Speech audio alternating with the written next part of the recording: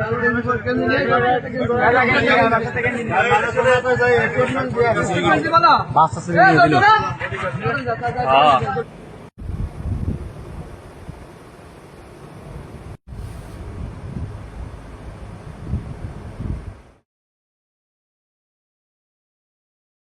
রাজু খুবই ভালো ছেলে। এই যে আমাদের ভ্যানে উঠে ভাই সকালবেলা যাই দোকানে যাই, আমাকে ভ্যানে বাড়িয়েছে ভাই। রাজুরা বাড়ির ডেকে নিয়ে এটা পরিকল্পিত ভাবে ভাই হত্যা করেছে এবং রাজুরা ফুলতলা বাজারে প্রত্যেকটা দোকানদারের কাছে ভাই যাই শোনেন রাজু কেমন ধরনের লোক ভাই। রাজুরা এরা পরিকল্পিত ভাবে ভাই ডেকে নিয়ে ভাই হত্যা করেছে ভাই। কোন থানার পুলিশ জানেন? হ্যাঁ, আলমঘাটা থানা। আমার মনিকে গাড়িতে উঠেছে, উঠে আমার মনিরা সরাই বসাইতেছে। আমার মনি সরাই বসে ওর মধ্যে নিয়ে যায়। আমার মনিরা একটু পানি খাইছে, খাওয়ার পরে বুট জুতো দিয়ে আমার মনিরা বুকি লাথি মারেছে, এখানে বাড়ি মারেছে। হ্যাঁ, জুতো দিয়ে, হ্যাঁ পুলিশি বাড়ি মারেছে, এখানে লাথি মারেছে, এখানে বাড়ি মারেছে। আমার মনে ঘুরে পড়ে গেছে।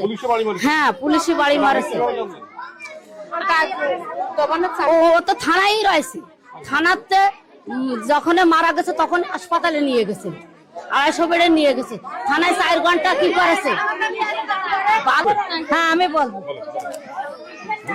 রাজু ভালো ছেলে, দেখেন ভালো ছেলে। সকালবেলা তারে ডাইকে নিয়ে তারপরে আসছে ওই যে নিয়ে চলে গেছে আলমঘাটায়, নিয়ে যায় শান্তিরাস ছেলে ধরা কয়ে তারপরে আসছে নিয়ে গেছে সব জায়গায় নিয়ে মারেছে। 3 পুরকারে মার দিয়েছে, তারে মার দেওয়ার পরে তারপরে আর কি ওই এ দলে মাইরে ছাইড়া দিয়েছে, ফিরে ওই দলের কাছে দিয়েছে, আবার ওই দলের কাছে মাইরে দিয়েছে, ওই দলে দিয়েছে। তারপরে শেষকালে পুলিশের কাছে দিলি, পুলিশি নিয়ে তারপরে রিমান্ডটা দেওয়ার পরে সেই ওই আর কি পুলিশ নেটে দিয়েছে।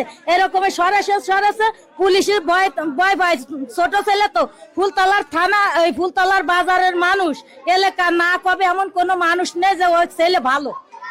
রাজু ছেলেটা খুব ভালো, খুব ভালো ছেলে, আলহামদুলিল্লাহ খুব ভালো। একে এই যে গণধুলাইতে মারলো, এটা আপনারা কি শুনছেন? গণধুলাইতে মারেছে, গণধুলাই তো পুলিশের কাছে দেওয়ার পর পুলিশের কাছে যখন গেছে তখন তো রাজু সুস্থ ছিল। পুলিশই তো মারেছে, সে থানার অন্য যারা কেস নিয়ে গেছে সেই মহিলারা করেছে যে ওই পুলিশরাই ওরে মারেছে, লাথ হয়েছে, বুট দিয়ে পাইছে, লাঞ্চ পেটে গেছে, পুলিশরাই মারেছে।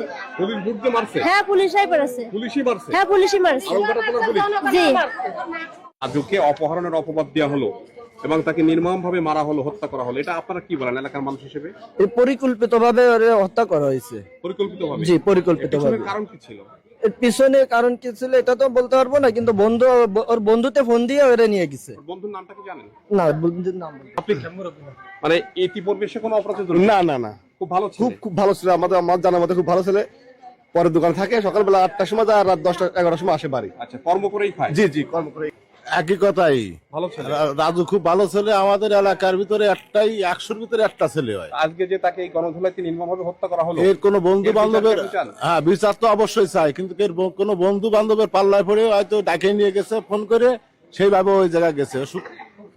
খুব সহজ সরল ছেলে, সকাল 8টায় দোকানে যায়, রাত 10টায় দোকান থেকে আসে, এই আছে ওর কাজ। পরিকল্পিত ভাবে মারা হয়েছে এলাকার মানুষ। রাজু ছেলেটা কেমন ছিল? তাকে যে এই গণধুলাইতে মারা হলো এবং তাকে অপবাদ দেওয়া হলো সে অপহরণ করতে গিয়েছিল বাচ্চা, এই ব্যাপারটা আসলে কি জানেন আপনি? আসলে এই রাজু যে এত ভালো ছেলে এর কোনো তুলনা হয় না। এই ছেলেটা সাধারণ একটা দোকানের কর্মচারী, সে ওখানে কর্মচারী থাকে। এখান থেকে তার এক বন্ধু ডেকে নিয়ে এই ঘটনাটা ঘটাইছে। কারণটা কি ছিল? কারণটা আসলে আমরা সেটা সঠিক জানি না। এই ছেলেটা না কোনো ধরনের এই অপহরণের মতো অপরাধের সাথে জড়িত হতে পারে না, এটা হতে পারে না, আমার ধারণা হতে পারে না। এত পরিকল্পিতভাবে তার ডাকে হয়তোবা অন্য লোক দোষী, সেই দোষটা ওর গাড়ি চাপাই দিয়ে একে এই ধরনের কিছু করা হয়েছে।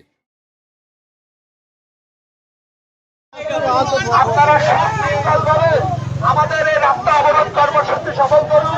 কেউ কোনো গাড়িতে আনতে হবে না, আর যদি কোনো অ্যাম্বুলেন্স থাকে নিজ দায়িত্বে অ্যাম্বুলেন্সকে শুধু পার করে দেবেন। তাই ছাড়া এই রাস্তাতে কোনো ভয় শহীদ হয়েছে আমরা দেখেছি। কালটাকে মত সৃষ্টি করে অন্যায় ভাবে হত্যা করা হয়েছে।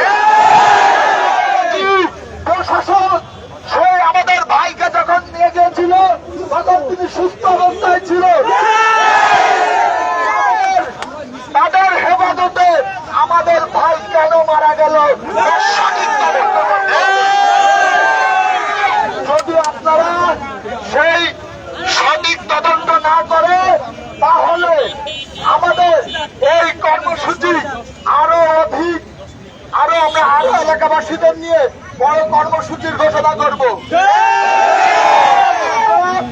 যারা এলাকায় আছি সকলে এক জায়গায় বসে সকলে একটা সুন্দর পরিবেশে আমরা সকলে সিদ্ধান্ত গ্রহণ করব যে এর থেকে বড় আরো বড় কর্মসূচি আমাদের দিতে হবে। যদি আমাদের ভাইয়ের যদি অনতিবিলম্বে 24 ঘন্টার মধ্যে গ্রেফতার না করা হয় অচল করে দেব। এলাকাবাসী আপনারা যারা উপস্থিত হয়েছেন সকলে সুশৃঙ্খল ভাবে এখানে অবস্থান গ্রহণ করুন। কেউ এখান থেকে নামবেন না যতক্ষণ প্রশাসনের উচ্চতম কর্তৃপক্ষ এখানে এসে আমাদের সঠিক তথ্য না দিতে পারবে ততক্ষণ এই কর্মসূচি চলমান থাকবে। সকলকে এই কর্মসূচিতে সকলকে অংশগ্রহণ করার জন্য বিনীতভাবে অনুরোধ করা হলো।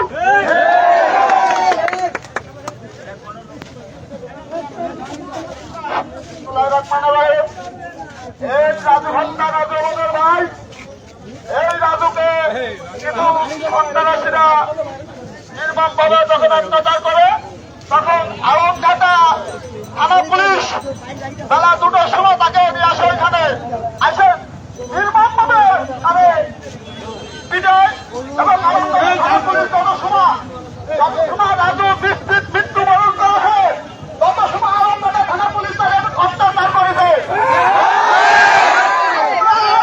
থানা পুলিশের কঠোর থেকে কঠোর বিচার চাই অফিসারদের, কারণ আলমঘাটা থানা পুলিশ এখনো মনে করছে 5 তারিখের আগের দিন রয়ে গেছে। ওই অফিস দোষর তা না হলে একটা সাধারণ নিরীহ ছেলেরা এইভাবে টর্চার করে হত্যা করতে পারো না। শেখ হাসিনার দোষর এর কারণে সে একটা নিরীহ ছেলেরা নির্মমভাবে বিক্রি হত্যা করে তারপরে বেলা 2টার সময় উনি থানায় আনে তারে, আর সন্ধ্যা 6টার সময় নিশ্চিত মৃত্যু হওয়ার পরে তারে হাসপাতালে নেয় এবং তার পরিবারে খবর দেয়। আমরা আলমঘাটা থানা অফিসারের অতি তাড়াতাড়ি সাসপেন্ড করে তারা গ্রেফতার করা হোক এই দাবিতে আমরা আজকে বিক্ষোভ সমাবেশ করছি। এই পরবর্তী বক্তব্য আমার ডানপিয়া ফুলতলা উপজেলা শীর্ষ সদর দলের খুলনা জেলা শীর্ষ সদর দলের অন্যতম নেতা আমাদের ডানপিয়া বড় ভাই শুকনো হাজার খুলনা জেলা শীর্ষ সদর দলের এরপরে বক্তব্য রাখবেন খুদাবাদ বাংলাদেশ জিন্দাবাদ, জাতীয় দলের জিন্দাবাদ এবং খেলা জিন্দাবাদ।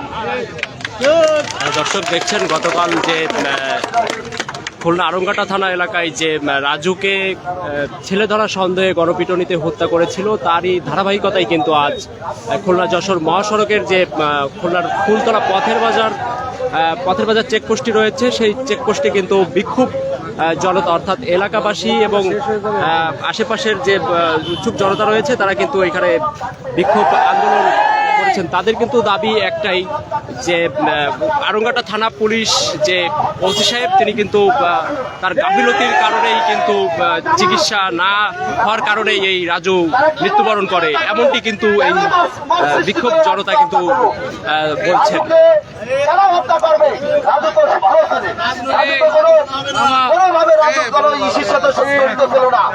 আমরা এর বিচার চাই, আমরা এর তীব্র নিন্দাও জানাই, ফুলতলা উপজেলা বিএনপির পক্ষ থেকে।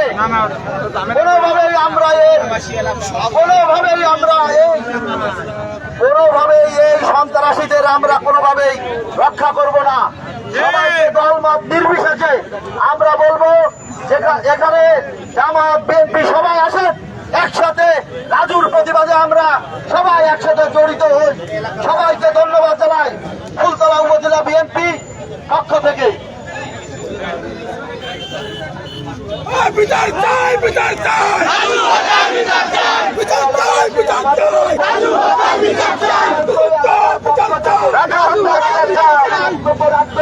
সকলের দৃষ্টি আকর্ষণ করছি, কেউ কোন রাজনৈতিক বক্তব্য রাখতে দেবেন না।